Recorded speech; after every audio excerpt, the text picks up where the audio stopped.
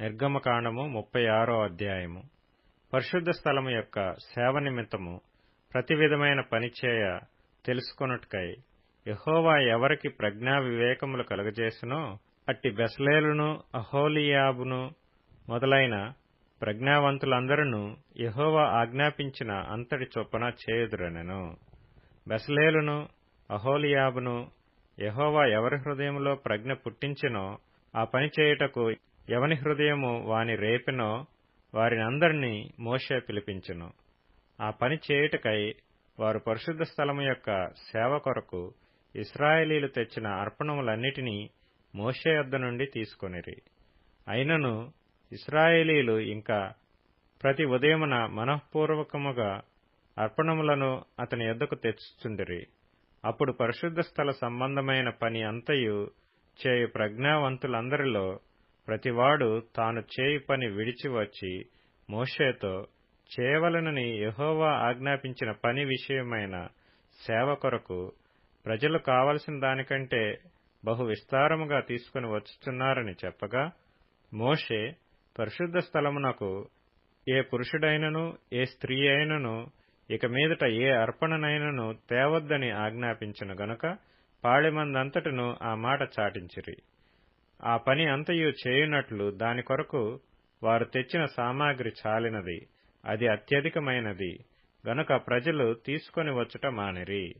ఆ పని చేసిన వారిలో ప్రజ్ఞగల ప్రతివాడును మందిరమును 10 తెరలతో చేసెను. అతడు వాటిని నీల ధూమ్ర రక్త వర్ణములు గల పేనిన సన్ననారతో చిత్రకారుని పని అయిన కెరూబులు గల వాటినిగా చేసెను. ప్రతి తెర పొడుగు 28 మూరలు, ప్రతి తెర వెడల్పు 4 మూరలు. ఆ తెరలన్నిటి కొలత ఒకటే. 5 తెరలను ఒకదానితో ఒకటి కూర్చెను.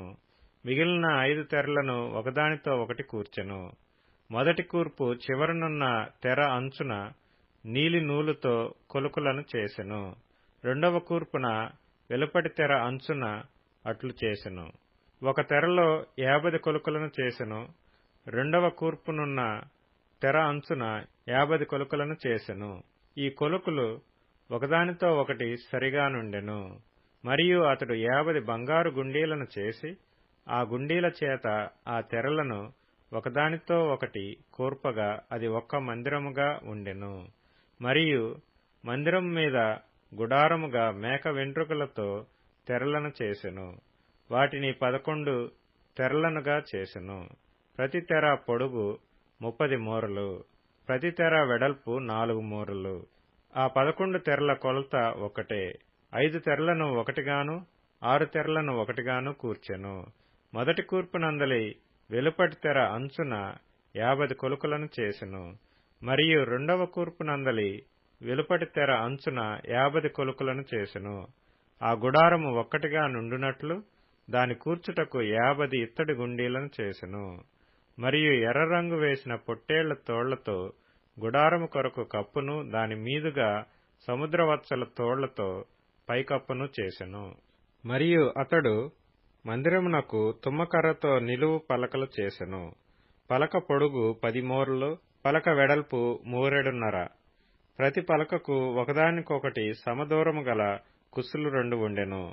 అట్లు మందిరము యొక్క పలకలన్నిటికీ చేసెను. కుడివైపున అనగా దక్షిణ దిక్కున 20 పలకలుండునట్లు మందిరమునకు పలకలు చేసెను. ఒక్కొక్క పలక క్రింద దాని 2 కుసులకు 2 దిమ్మలను, ఆ 20 పలకల క్రింద 40 వెండి దిమ్మలను చేసెను. మందిరము యొక్క రెండవ ప్రక్కకు అనగా ఉత్తర దిక్కున 20 పలకలను, వాటి 40 వెండి దిమ్మలను అనగా ఒక్కొక్క పలక క్రింద 2 దిమ్మలను, ఒక పలక క్రింద 2 దిమ్మలను చేసెను. పడమటి దిక్కున మందిరము యొక్క వెనుక ప్రక్కను 6 పలకలు చేసెను. వెనుక ప్రక్కను మందిరము యొక్క మూలలకు 2 పలకలను చేసెను. అవి అడుగున కూర్చబడి మొదటి ఉంగరము దాకా ఒకదానితో ఒకటి శిఖరమున కూర్చబడినవి. అట్లు 2 మూలలలో ఆ 2 పలకలు చేసెను. 8 పలకలుండెను. వాటి వెండి దిమ్మలు 16 దిమ్మలు. ప్రతి పలక క్రింద 2 దిమ్మలుండెను. మరియు అతడు తుమ్మకర్రతో అడ్డకర్రలను చేసెను. మందిరము యొక్క ఒక ప్రక్క పలకకు 5 అడ్డకర్రలను, మందిరము యొక్క రెండవ ప్రక్క పలకలకు 5 అడ్డకర్రలను, పడమటి వైపున మందిరము యొక్క వెనుక ప్రక్క పలకలకు 5 అడ్డకర్రలను చేసెను. పలకల మధ్య నడిమి అడ్డకర్రను ఈ కొన నుండి ఆ కొన వరకు చేరియుండ చేసెను.